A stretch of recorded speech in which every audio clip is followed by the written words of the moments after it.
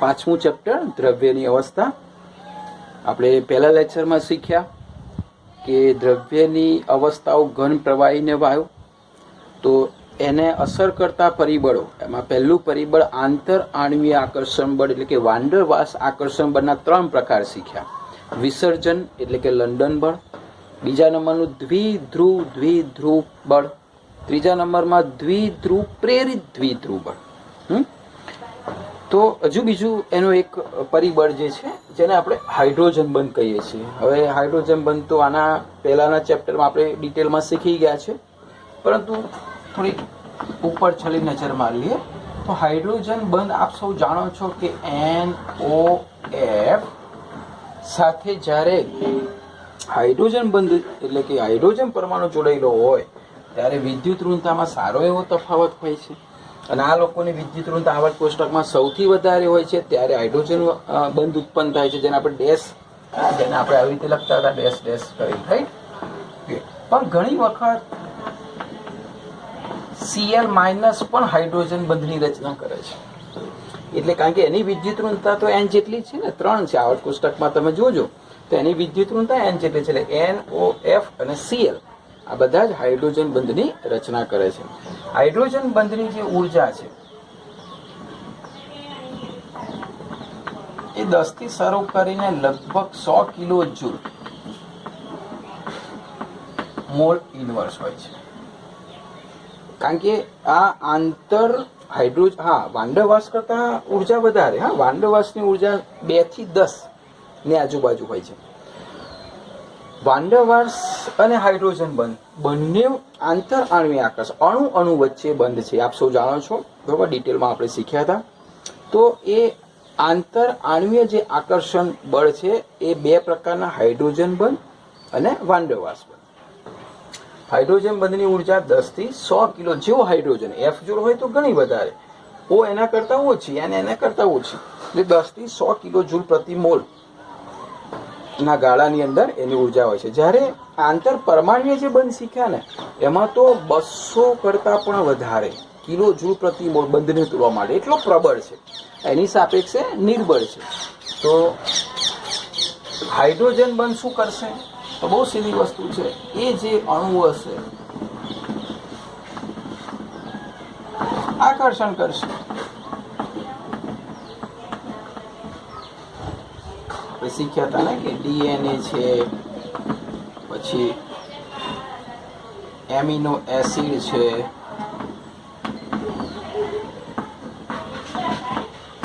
Protein છે, જે પ્રોટીનમાં જ એમિનો એસિડ છે, બરાબર. આ બધામાં હાઇડ્રોજન બંધની કરામત જોવા મળે છે. જ્યારે બાયોલોજીમાં સ્ટ્રક્ચર શીખશો એટલે તમને ખ્યાલ આવશે કે હાઇડ્રોજન બંધ ત્યાં પણ અસ્તિત્વ ધરાવે છે. બીજી ડિટેલ ટૂંકનો તો આપણે જે આગલા ચેપ્ટરમાં શીખ્યા એ જ છે, બરોબર. વ્યાખ્યા પણ એ છે કે બદલાઈ નહીં જાય, ચેપ્ટર બદલાય એટલે કે હાઇડ્રોજનની ટૂંકનો બદલાઈ જાય, પણ વધારાની જે માહિતી હતી મેં તમને અહીંયા દર્શાવી છે. હવે પ્રશ્ન એ થાય કે આ બધા જે હાઇડ્રોજન બંધ હતા અને જે પેલા વાન્ડરવાલ્સ આકર્ષણ બળ હતા, બરોબર, એ બધા શું કરે છે? પદાર્થ જે અણુ છે એ અણુને એકબીજા સાથે નજીક લાવે છે, એટલે કે આકર્ષણ કરે છે. હવે પ્રશ્ન એ આવે કે ઘન પદાર્થ છે, આ ઘન પદાર્થ, ધારો કે આ ચોક છે, ચોકને પ્રેસ નથી કરી શકાતું. જો ઘન પદાર્થને શા માટે આપણે દબાવી નથી શકતા? આ બોર્ડ છે, બોર્ડને પ્રેસ નથી કરી શકાતું. પ્રવાહીને બહુ જ ઓછું, નહિવત પ્રેસ કરી શકાય, કારણ કે પ્રવાહીને તમે પ્રેસ કરવા જાઓ તો આમ છટકી જાય. પણ ધારો કે કોઈ એવા સાધનથી તમે પ્રેસ કરો તો નહિવત પ્રેસ થાય. અને વાયુ ભાઈ તો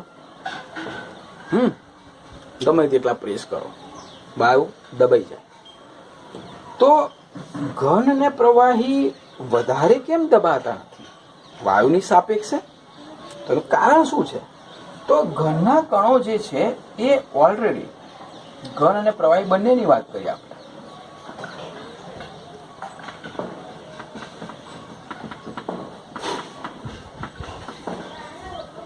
ઓલરેડી એમની વચ્ચે આકર્ષણ બળથી જેટલા નજીક આવવાના હોય છે એટલા આવી જાય છે. હવે શું થાય? જો તમે વધારે એને દબાણ આપો,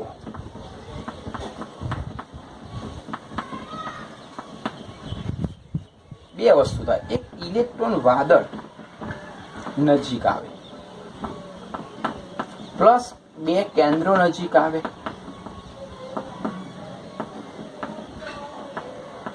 જો કારણ શીખશો આજે કે ભાઈ ઘન પ્રવાહીને કેમ દબાવી શકાતા નથી. તો ઓલરેડી એકબીજાની નજીક હોય છે, કારણ કે વાન ડેર વાલ્સ આકર્ષણ બળ હાઇડ્રોજન આકર્ષણ વડે અણુઓને નજીક લઈ જાય છે. હવે વધારે નજીક લઈ જઈએ આપણે, એને કોઈ પ્રેસ કરીએ કે ભાઈ એટલા નહીં, હવે તું વધારે નજીક જા. વધારે નજીક જાય તો 2 વસ્તુ બને એની પાસે. આ જે ઇલેક્ટ્રોન વાદળ છે બરોબર, એ વાદળ એકબીજાની નજીક આવે તો 2 ઇલેક્ટ્રોન વાદળ નજીક આવે. તો 2 ઇલેક્ટ્રોન વાદળ નજીક આવે તો આપ સૌ જાણો છો શું થાય? અપાકર્ષણ. ઇવન 2 કેન્દ્રો નજીક આવે તો પણ આપ જાણો છો અપાકર્ષણ થાય. એટલે ભાઈ આ ઘન પદાર્થના જે ચોક છે આ બતાવેલો છે બરોબર, એ ચોકના કણો ઓલરેડી નજીક છે. હવે તમે એને પ્રેસ કરવા જાઓ છો તો પ્રેસ થતું નથી. કેમ ભાઈ? તો કે જે એના જે પરમાણુ અણુ જે છે, અણુની આજુબાજુ ઇલેક્ટ્રોન ઘનતા છે ઓલરેડી નજીક છે. હવે તમે પ્રેસ કરવા જાઓ તો અપાકર્ષણ થાય એમની વચ્ચે, તો એ કેમ પ્રેસ થઈ શકે? ના થઈ શકે ને. એવી રીતે કોઈ પણ ઘન વસ્તુ, આ દિવાલ છે, દિવાલને આપણે પ્રેસ કરવા જઈએ છીએ, આ બોર્ડને પ્રેસ કરવા જઈએ તો નથી થતું. કેમ નથી થતું ભાઈ? કારણ કે ઓલરેડી નજીક છે. તમે વધારે દબાણ આપો છો, દબાણ લેશે ખરા, તમે વધારે દબાણ આપો છો તો ઇલેક્ટ્રોન વાદળ નજીક આવે, એમની વચ્ચે અપાકર્ષણ થાય, એટલે નજીક જઈ શકતા નથી. જ્યાં છે તેના ત્યાં રહે, એનાથી વધારે પ્રેસ કરી શકાતા નથી. જો તમે દબાવવા પ્રયત્ન કરો છો તો કેન્દ્રો નજીક જતા રહે છે, તો કેન્દ્રો નજીક જાય તો પણ અપાકર્ષણ થાય. એટલે આ બંનેને કારણે એ જ્યાં છે એટલા રહે છે, એનાથી વધારે આપણે પ્રેસ કરી શકાતા નથી. ઘનમાં બરોબર છે. પ્રવાહીની વાત કરીએ, એમાં પાણીની જો વાત કરીએ આપણે તો પાણીને 1000 બાર જો દબાણ આપવામાં આવે તો એનું 4% કદ ઘટે.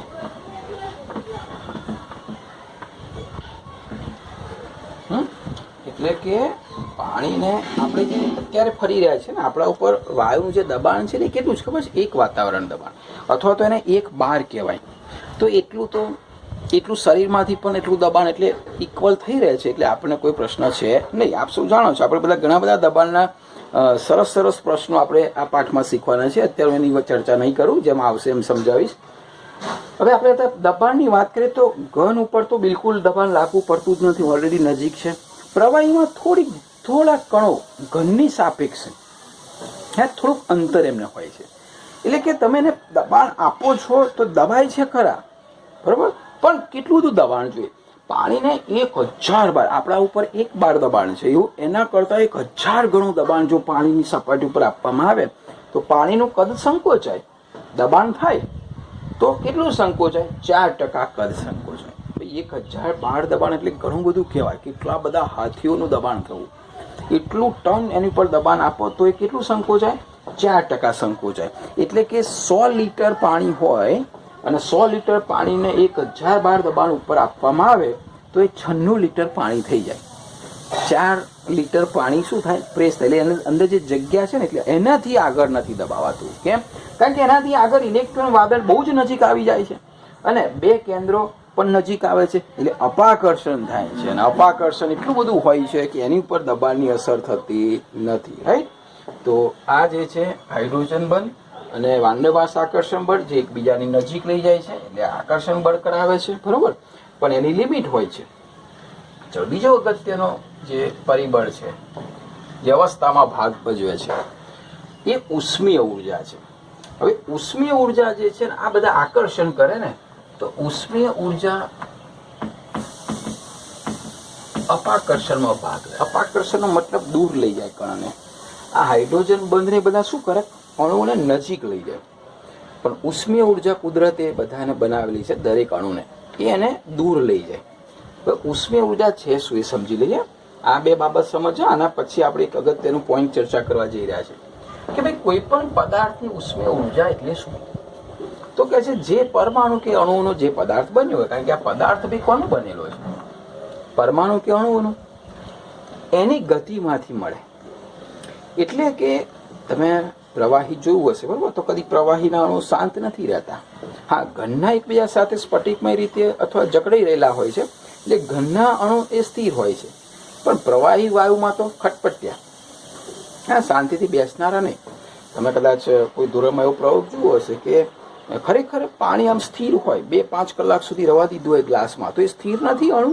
તો ના, એને આપણે બ્રાઉનિયન ગતિ પણ કહેવામાં આવે છે. બાયોલોજીમાં કદાચ આવશે અથવા શીખી ગયા હોય.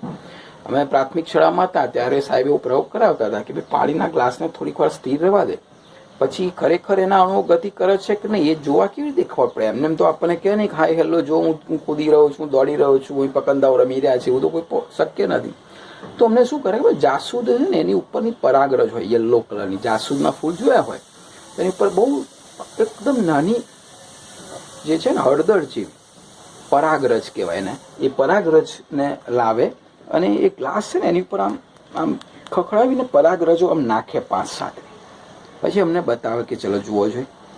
તો જો પાણી સ્થિર હોય તો પરાગરજ તો એકદમ હલકી છે, તો પાણીની સપાટી ઉપર આમ સ્થિર રહેવી જોઈએ ને, પરંતુ આમ ડાન્સ કરાય, આમ વાંકી ચૂકી આમ. એટલે કે જો પાણીના અણુઓ કેવી રીતે ગતિ કરે છે? સ્થિર રહેતા નથી. હા, કોઈ પણ પાણી હોય, કોઈ પણ લિક્વિડ હોય, એના અણુઓ ક્યારે સ્થિર રહેતા નથી. તમને એવું લાગે કે 2 વર્ષથી આ બોટલની અંદર દવા છે, તો દવા પ્રવાહી છે લિક્વિડમાં, બરાબર, સિરપ છે, તો એના અણુઓ સ્થિર હશે? ના, એના પણ ગતિ કરતા હોય, બરાબર. અને સૌથી વધારે દોડામ દોડ કોણ કરતા હોય? વાયુના. નહીં, ઘન પ્રવાહી વાયુમાં સૌથી વધારે ઉષ્મીય ઉર્જા કોની હોય? વાયુની. વાયુના તો જંપે જ નહીં. તમે અહીંયા હોય ને તો ક્યાંય પહોંચી ગયો એ સારું ને. વાયુના અણુઓ ગતિ કરે છે તો સારું, કુદરતી સરસ એને ઉષ્મીય ઉર્જા આપી. ના આપી હોત તો શું થાત? ઘરની જેમ જ્યાં વાયુ હોય ત્યાંનો ત્યાં હોત તો આપણે તો કાર્બન ડાયોક્સાઇડ કાઢતા હોત, તો આપણી આજુબાજુ તો કાર્બન ડાયોક્સાઇડ જ હોત, ઓક્સિજન તો ક્યાંથી આવત જ નહીં. પણ આપણે શું છે, અણુના જે વાયુના અણુઓ ગતિ કરે છે આમથી તેમ, એટલે ઓક્સિજન અહીંયા નથી પાછો આવી જાય છે. તમે જુઓ, એ કુદરતે કેટલી સરસ રચના કરી છે.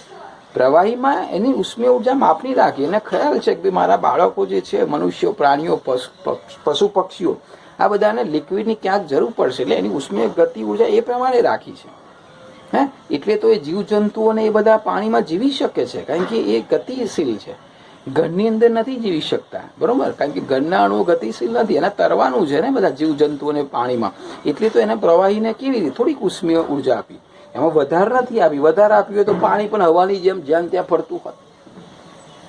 સારું, પાણી ફરતું હોત તો એ વાત જુદી, પણ વિસ્કી ફરતી હોત તો જ્યાં ત્યાં વાયુની જેમ, તો બધા દારૂડિયા બધા આમ મોં રાખીને જ ચાલતા હોત કે જ્યાં ત્યાં વાયુના દારૂના અણુઓ પડતા હોત એટલે પી જાય, બરાબર. પણ એવું નથી. એટલે કુદરતી બધું ધ્યાન રાખેલું છે. આ પાઠ પણ એટલા બધા સરસ રાજ ખોલે છે કુદરત, બરાબર. અચ્છા, ઉષ્મીય ઉર્જાની વાત કરે છે. કોઈ પણ પદાર્થની ઉષ્મીય ઉર્જા એટલે ફરીથી કોઈ પણ પદાર્થની ઉષ્મીય ઉર્જા એટલે કે એ પદાર્થ જેનો બનેલો છે, એટલે કે પરમાણુ કે અણુઓની ગતિમાંથી પ્રાપ્ત થાય છે. એ ઉર્જા જે છે, શક્તિ છે, શામાંથી પ્રાપ્ત થાય છે? એની ગતિમાંથી. એટલે કે ગતિ જ કરતા હોય કન્ટિન્યુ. એટલે ઉષ્મીય ઉર્જા આ બહુ ઇમ્પોર્ટન્ટ વસ્તુ છે. ઉષ્મીય ઉર્જા તાપમાન ઉપર આધારિત છે.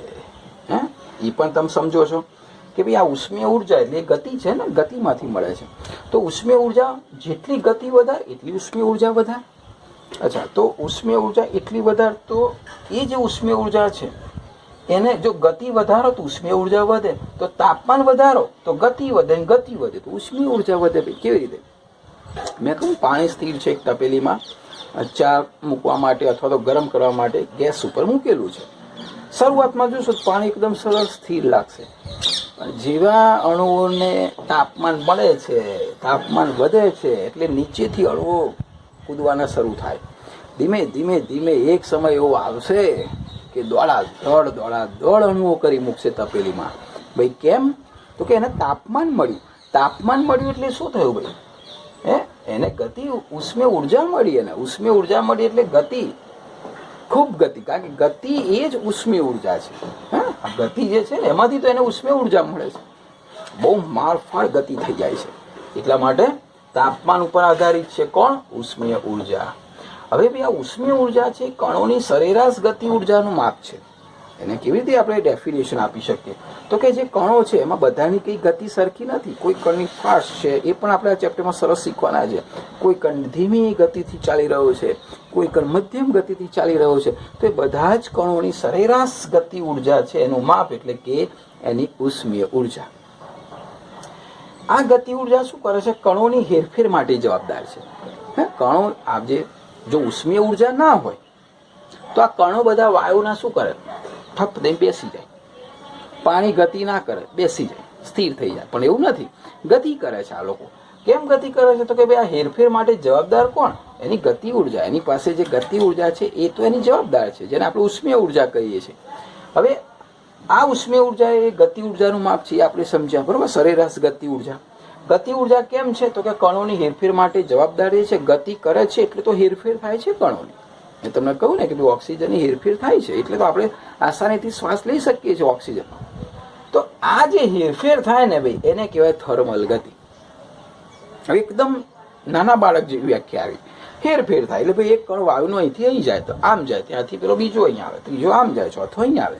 તો આ જે ગતિ થઈ ને, એ ગતિને શું કહેવાય? થર્મલ ગતિ. ભાઈ થર્મલ કેમ નામ આપ્યું?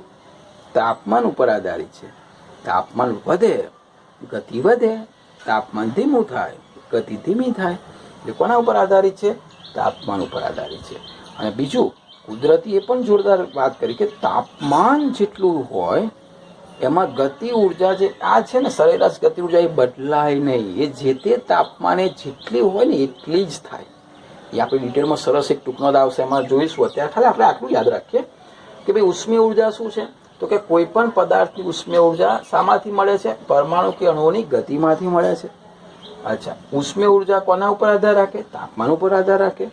ઉષ્મીય ઉર્જાની ડેફિનેશન શું? તો કે કણોની સરેરાશ ગતિ ઉર્જાનું માપ એટલે ઉષ્મીય ઉર્જા. આ ગતિ ઉર્જા શું કરે? કણોની હેરફેર માટે જવાબદાર છે. તો આ હેરફેરને શું કહેવાય? થર્મલ ગતિ કહેવાય. બરાબર? બહુ સિમ્પલ વસ્તુ છે. હા, હવે સારું, ચલો આના પછી જોઈએ, કારણ કે બોર્ડમાં જગ્યા નથી. આ હાઇડ્રોજન બંધની વાત હતી. આમાંથી તમને બે વસ્તુ જોવા મળ્યું હશે ખાસ કરીને. અહીંયા એક કે ભાઈ કોઈ પણ ઘન પ્રવાહીને આપણે કેમ પ્રેસ કરીએ તો દબાતા નથી, કેમ પ્રેસ થતા નથી, એની આપણે અહીં ચર્ચા કરી. એ તમને ક્લિયર હોવું જોઈએ. અને બીજું કે ભાઈ વાયુના અને પ્રવાહીના કણો કેમ ગતિ કરી રહ્યા છે? એમની પાસે એક ટેમ્પરેચર છે, ટેમ્પરેચર છે એટલે ઉષ્મીય ઉર્જા છે ને, એના લીધે એની હેરફેર થઈ રહી છે.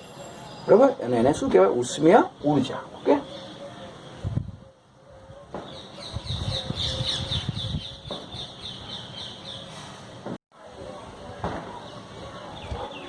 જો આપણે બે વસ્તુ શીખ્યા. એક શીખ્યા આંતર આણ્વીય બળો એટલે કે વાન ડર વાલ્સ બળો અને હાઇડ્રોજન બળો. બીજું શીખ્યા ઉષ્મીય ઉર્જા.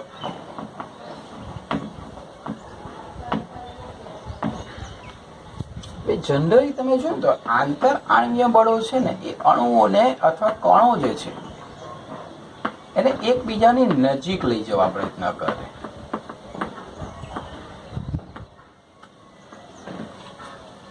આ એનાથી વિરુદ્ધ છે. જો આ શું કરે? ઉષ્મીય ઉર્જા એ જે કણો છે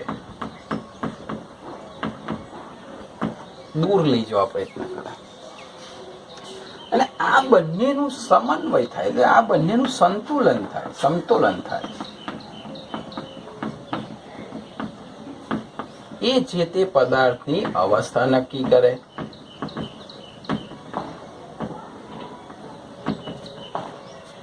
હવે તમે સમજો કે ભાઈ ઘન પદાર્થ ઘન કેમ, પ્રવાહી કેમ, વાયુ કેમ? તો કે છે ઘન, પ્રવાહી અને વાયુમાં દરેક કણ પોતાની ઉષ્મીય ઉર્જા ધરાવે છે. તો દરેક કણને આંતરાણ્વીય બળો પણ હોય છે. તો આંતરાણ્વીય બળો અણુને નજીક લઈ જાય, ઉષ્મીય ઉર્જા કણોને દૂર લઈ જાય. આ બંનેનો સમન્વય થાય એટલે એ જે તે અવસ્થા નક્કી થાય. હવે અવસ્થાની વાત કરીએ તો આ ત્રણની કલ્પના કરીને તો તમે જોશો કે ભાઈ ઘન, પ્રવાહી અને વાયુ. એવી રીતે ઉષ્મીય ઉર્જામાં પણ ઘન, પ્રવાહી અને વાયુ. આ ઘન, પ્રવાહી, વાયુમાં તમે માર્ક કરો તો આંતર આણ્વીય બળો આમ તેમ તમે જાઓ ને આ બાજુ તેમ વધે. એટલે આંતર આણ્વીય જે બળ છે લખીએ આપણે તો ખ્યાલ આવે. ખાસ યાદ રાખવાનું છે. આપણે આંતર આણ્વીય બળો એ વાયુ કરતા પ્રવાહી વધારે હોય અને પ્રવાહી કરતા ઘનમાં વધારે હોય. જ્યારે ઉષ્મીય ઉર્જાની તમે વાત કરો તો એ ઘન કરતા પ્રવાહીમાં વધારે હોય, પ્રવાહી કરતા વાયુમાં વધારે હોય. એટલે કે ઉષ્મીય ઉર્જા એ આના કરતા વિરુદ્ધ છે. ઘન કરતા પ્રવાહીના કણોની ઉષ્મીય ઉર્જા વધારે હોય જે તે તાપમાને, અને પ્રવાહી કરતા વાયુઓની ઉષ્મીય ઉર્જા વધારે હોય. પણ આંતરઆણ્વીય બળ વાયુ કરતા પ્રવાહીમાં વધારે હોય, પ્રવાહી કરતા ઘનમાં વધારે હોય. હવે જનરલી એક પ્રશ્ન તમને એવું થાય કે વાયુ એટલે સમજો છો કે ભાઈ આવા દૂર દૂર કણો છે, બરોબર, એટલે આપણે એને વાયુ કહીએ છીએ.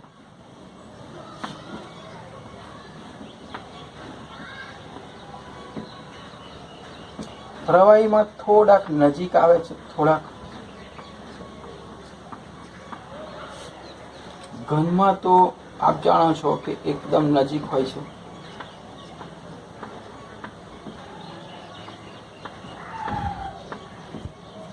બરોબર, આ વાયુ છે, આ પ્રવાહી છે, આ ઘન છે.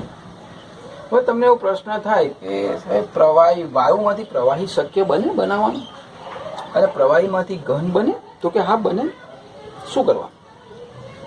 બહુ સિમ્પલ. તમે એવું વિચારો કે ભાઈ એમાં શું સાહેબ આ બધા દૂર દૂર છે તેને નજીક લાવી દઈએ, બધા કણોને નજીક લાવી દો. એટલે નજીક લાવીશું એટલે આંતરઆણ્વીય આકર્ષણ બળ શું થશે? વધશે. તમને ખબર છે 1/r6, એટલે અંતર જેટલું ઓછું થશે ને, બરોબર, એટલું શું છે આંતરઆણ્વીય આકર્ષણ બળ વધવાનું છે. અચ્છા, હવે એ નજીક જશે, નજીક જશે એટલે એ પ્રવાહીમાં રૂપાંતર થઈ જશે, એટલું એટ્રેક્શન થઈ જશે. પ્રવાહીને હજુ નજીક લઈ જઈએ તો ઘનમાં રૂપાંતર થઈ શકે. હા, આવું વિચારો ને, પણ એ શક્ય નથી. સમજો, વાયુના કણોને પ્રવાહી કણો જેટલા નજીક લઈ જઈએ તો પ્રવાહીમાં રૂપાંતર થાય, અને પ્રવાહીને એટલા નજીક લઈ જઈએ ઘનમાં રૂપાંતર થાય. તો એ પોસિબલ નથી. ભાઈ કેમ પોસિબલ નથી? કારણ કે તમે તો શું કર્યું? ખાલી આંતરઆણ્વીય આકર્ષણ બળ વધાર્યું. તમે આંતરઆણ્વીય આકર્ષણ બળ વધાર્યું, તે આમાંથી આ રૂપાંતર થાય, આમાંથી આ રૂપાંતર થાય. ભાઈ આનું શું? અંદર છે ને દરેક કણ, ઘન પ્રવાહી વાયુના બધા કણો ઉષ્મીય ઉર્જા ધરાવે, તો દૂર લઈ જાય છે ને. તો શું કરવું પડે? ઉષ્મીય ઉર્જા શાના ઉપર આધાર રાખે છે ભાઈ? હમણાં શીખ્યા આપણે. ઉષ્મીય ઉર્જા શાના ઉપર આધાર રાખે? તાપમાન ઉપર. હવે સમજો, નજીક તો લાવવા પડે, કારણ કે નજીક લાવીએ તો આંતરઆણ્વીય આકર્ષણ બળ બને, બરોબર છે? એટલે કે વાયુમાંથી પ્રવાહી બનાવવા માટે, પ્રવાહીમાંથી ઘન બનાવવા બે શરતો હશે. બે શરતો. એક, કણોને નજીક તો લાવવા જ પડશે. સામે બીજું, નજીક એકલા લાવવાથી શક્ય નથી, કારણ કે એની ઉષ્મીય ઉર્જા તો એની એ જ છે ને. એ તાપમાન અચળ હોય એટલે ઉષ્મીય ઉર્જા તો એ જ છે. તો તમે નજીક લાવશો એટલે જતા રહેશે, એ તો દૂર ભાગી જશે. એની ઉષ્મીય ઉર્જા ઓછી નહીં થાય. એની ઉષ્મીય ઉર્જા ક્યારે ઓછી થાય ભાઈ? તાપમાન ઘટાડો તો થાય. તાપમાન ઘટાડો તો ઉષ્મીય ઉર્જા ઓછી થાય. એટલે બીજા નંબરનું છે તાપમાનમાં શું કરવો પડે? ઘટાડો કરવો પડે. તો ભાઈ વાયુ પ્રવાહીમાં, હા, તાપમાનમાં એકલો ઘટાડો કરો અને નજીક ના લાવો તો પણ નહીં થાય. બંને કામ કરવું પડશે. તમારે નજીક લાવવા પડશે, તાપમાન ઘટાડવું પડશે.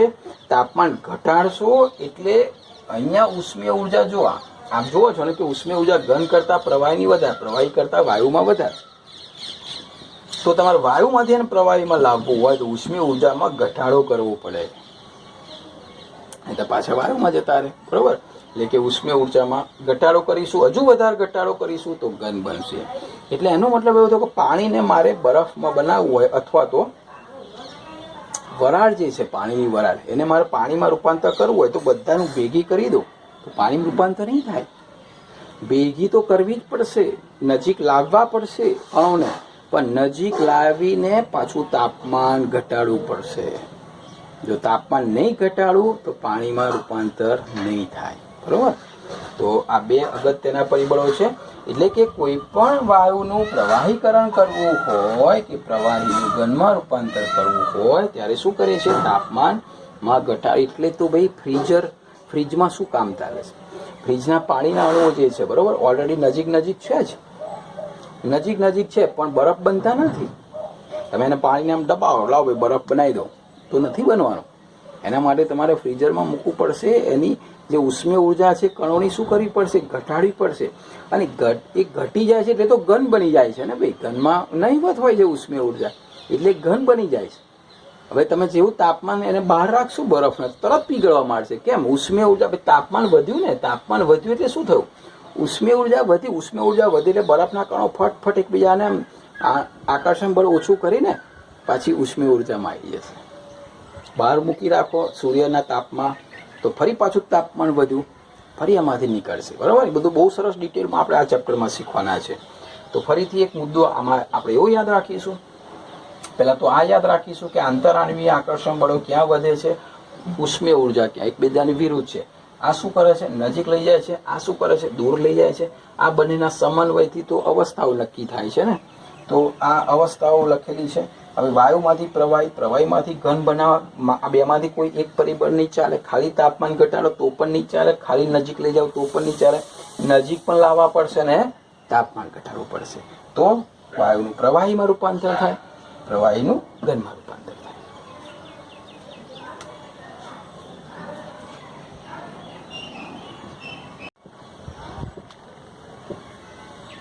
હવે આપણે આ ચેપ્ટરની અંદર છે ને દ્રવ્યની 3 અવસ્થાઓ, ઘન, પ્રવાહી, વાયુ. એમાં ઘનની હવે બહુ ચર્ચા નથી કરવાની. એ હવે આવશે સીધું 12માં. એટલે કે પેલું 12મું 13મું નહીં, હા, મૃત્યુ થયા પછી 12મું 13મું નહીં, ધોરણ 12માં ઘન અવસ્થાનો આખો એક ચેપ્ટર છે. એમાં તમે વિસ્તૃત જોઈશું. હવે આ ચેપ્ટરમાં આપણે વાયુ ને પ્રવાહી, એમાં પ્રવાહીનું તો માત્ર એક આદું પેજ છે. આખું ચેપ્ટર હવે જે છે એ વાયુનું છે. વાયુ અવસ્થા, તમે એવું કહ્યું સાહેબ વાયુમાં શું શીખવાનું છે? આ વાયુ છે, આપણે હવા લઈએ છીએ અને આ બધું વાયુ છે, એમાં શું કંઈ શીખવાનું? તમે કહ્યું હતું કે વિજ્ઞાન છે ને એ કોઈ કાર્યકરણ સંબંધ વગર નથી. કોઈ પણ ઘટના બ્રહ્માંડમાં બને, કોઈ પણ ઘટના, એ નાનામાં નાની હોય, આપણા શરીરમાં કોષોમાં બનતી હોય કે બ્રહ્માંડમાં વિસ્ફોટમાં થતી હોય, બધામાં વિજ્ઞાનના કોઈના કોઈ નિયમો અને સિદ્ધાંતો રહેલા છે. વાયુમાં પણ સિદ્ધાંતો અને નિયમો રહેલા છે. તો એની ચર્ચા કરીએ એના પહેલાં વાયુ વિશે થોડીક માહિતી લઈએ. વાયુમય અવસ્થા, GS. અત્યારે શોર્ટ નામનો ક્રેઝ બહુ છે. આ મોબાઈલ જ્યારથી આવ્યો છે ને એટલે શોર્ટ નેમ લખવાના. એટલે મેં પણ શરૂઆત કરી કે ભાઈ GS, જનરલ સેક્રેટરી નહીં, હા, GS એટલે આ શોર્ટ નામમાં બહુ મિસઅન્ડરસ્ટેન્ડ બહુ થાય છે. ઘણી વખતે મોબાઈલમાં હમણાં કોઈક વિદ્યાર્થીનો કંઈક પ્રશ્નનો કંઈક જવાબ આપ્યો, બરાબર, અને એનું કંઈક ચોખવટ કરી તો રિપ્લાય આવ્યો NP. હું તો ચોંકી ગયો, અહીં NP શું છે ભાઈ? એ પાછું પૂછ્યું ભાઈ NP શું? તો કે નો પ્રોબ્લેમ. હા, શોર્ટ ટેકનિક. એટલે કેટલીક વખત કંઈક ખબર જ નહીં પડતી. મને તો પહેલાં WC લખીને આવી નથી ખબર પડતી કે કંઈક કામ કરીને લખીએ એમાં છે તો કે WC. હું તો ભાઈ પૂછું કે આ WC નો મતલબ તો કે વેલકમ, શોર્ટ પદ્ધતિ. હવે તો કોઈ કોકલી જાય તો રીપ, હા, રેસ્ટ ઇન પીસ, RIP. હવે એનો ક્રેઝ ચાલુ થયો છે. ટૂંકમાં જય શ્રી કૃષ્ણ કહેવું હોય તો JSN, ફિનિશ. એટલે શોર્ટ પદ્ધતિઓ આવી છે. એટલે આપણે અહીંયા ગેસીસ સ્ટેટ્સ, વાયુમય અવસ્થા. મેં સરસ થોડાક દિવસ પહેલાં એક વોટ્સઅપ પર જોક સરસ સાંભળ્યો હતો કે રાવણ રાજ્યમાં વિભીષણ હતો, આપ સૌ જાણો છો, એનો ભાઈ હતો. તો વિભીષણ છે ને એનું જે મકાન બન્યું હતું, સરસ મહેલ બનાવ્યો હતો રાવણે, અને એમાં એને એક મકાન બહુ ફાઇન મહેલ આપ્યું હતું વિભીષણે રહેવા માટે. તો વિભીષણે એ મહેલમાં રહેવા ગયો ને તો એનું જે બહાર તકતી હોય ને બહુ મોટી, એમાં લખ્યું હતું રામ, મોટા અક્ષરે રામ. અને દરરોજ હાથમાં મારા હોય અને રામ રામ રામ રામ રામ જાપ ધરે. એટલે રાવણનાથી ના રહેવાયું કે ભાઈ તું મારો ભાઈ છું, હું તને આટલી બધી જાહો જલાલી આપું છું, તને બધી ફેસિલિટી આપું છું, સુવિધા આપું છું, અને તું મારા દુશ્મનનું નામ કેમ લે છે? રામ રામ અને અહીંયા તકતી મારી છે મકાન ઉપર, બંગલા ઉપર, મહેલ ઉપર કે રામ, તું મારા દુશ્મનનો પક્ષ લઉં છું એટલે મને યોગ્ય નથી લાગ્યું. એટલે એને ગુસ્સો આવી ગયો, રાવણને ગુસ્સો આવી ગયો. તો વિભીષણ બુદ્ધિશાળી એટલે કે ભાઈ એવું નથી મોટા ભાઈ, આ તો હું તમારું જ નામ રટું છું અને આ તમારું જ નામ લખેલું છે કે રામ. તમે શું કે કેવી રીતે? કે તમારું નામ રાવણ, તમારી વાઈફનું નામ મંદોદરી. હવે હું રાવણ મંદોદરીનો જાપ કરું તે તો કેટલો બધો મોટો થાય, રાવણ મંદોદરી. એટલે મેં તમારામાંથી રા લીધો અને મંદોદરીમાંથી મ લીધો એટલે રામ થઈ ગયો કે. એટલે આવી રીતે એને ઉલ્લુ બનાવ્યો. ઇટ્સ ઓકે, પણ શોર્ટનો જમાનો બહુ આવેલો છે, ઘણી વખત ઘણી મિસઅન્ડરસ્ટેન્ડ થઈ જતી હોય છે એમાં. વાયુમય અવસ્થા એટલે ગેસિયસ સ્ટેટ, બરાબર. હવે વાયુની વાત કરીએ તો બહુ સરળ અવસ્થા છે. પૃથ્વી જે છે, ભારત દૂરી ભાઈ છે, પૃથ્વી જેવું લાગે ને.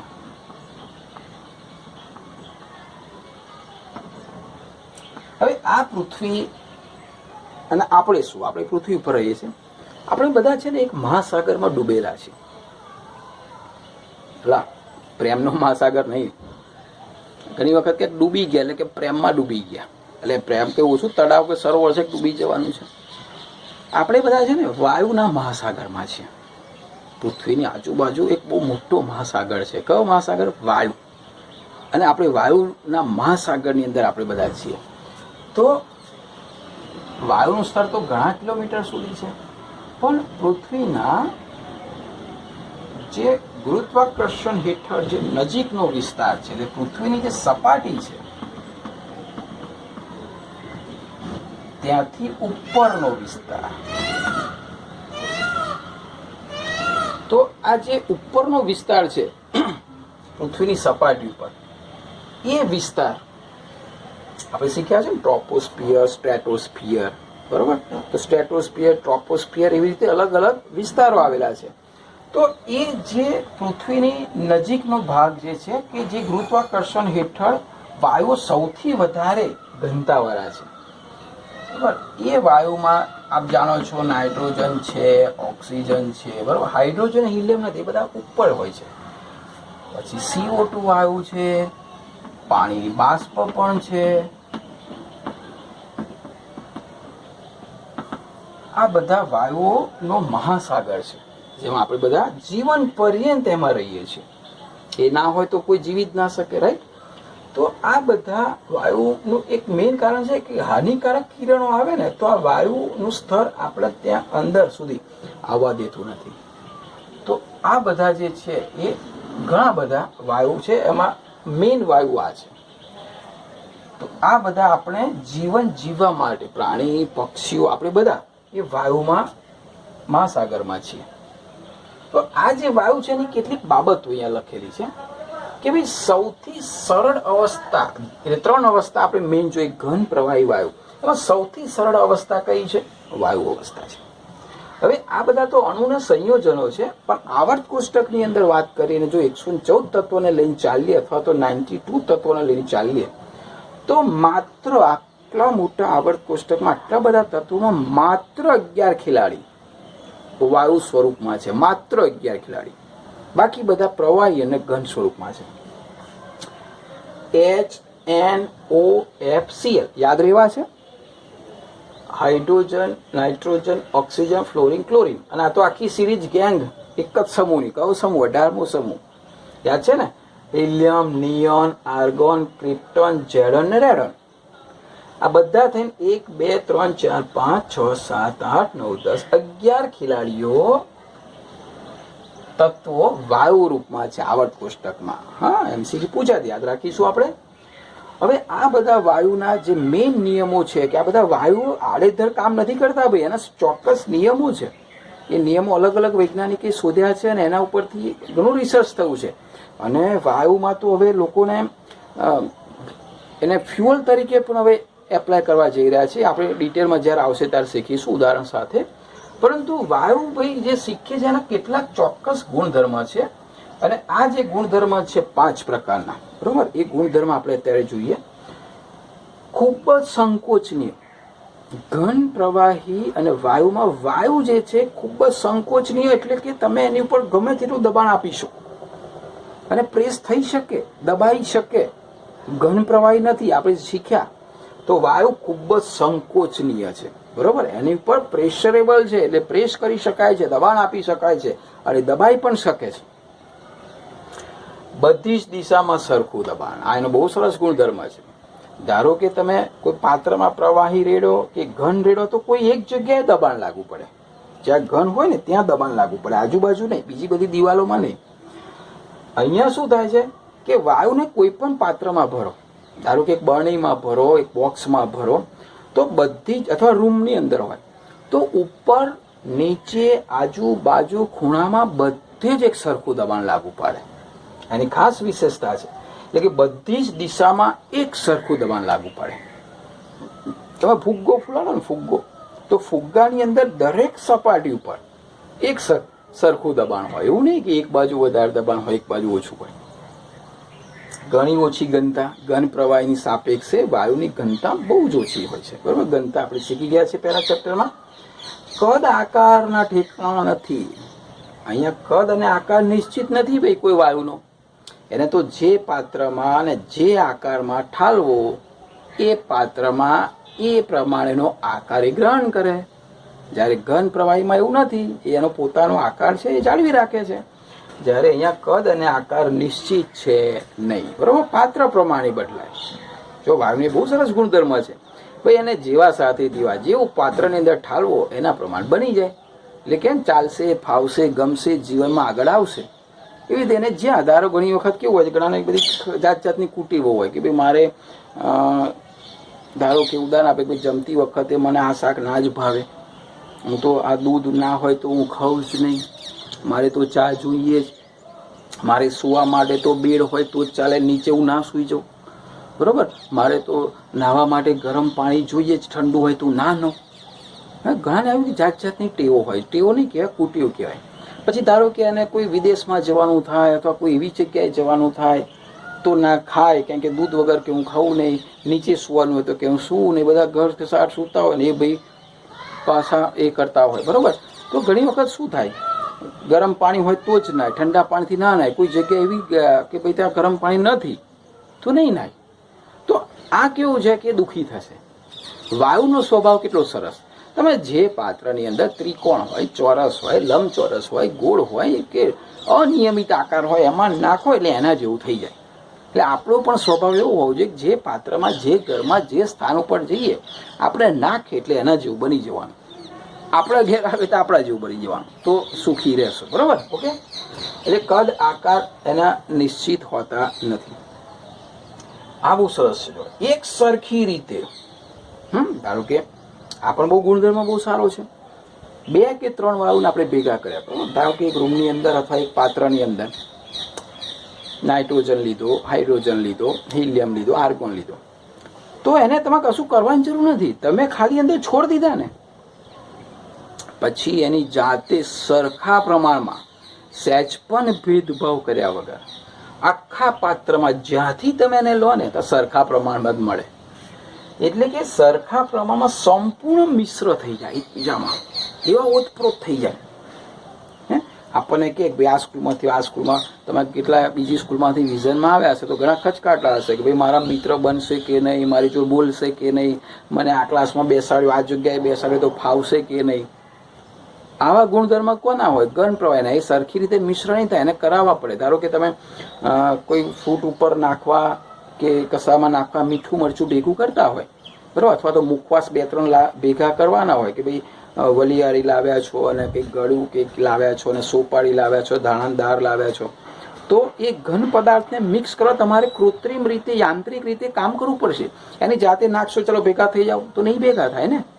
મીઠું મરચું બનાવ્યું હોય તો બધું ભેગું કરવું પડશે, આપણે આમ ઉપર નીચે કરવું પડશે, મિક્સ કરવું પડે ત્યારે થાય.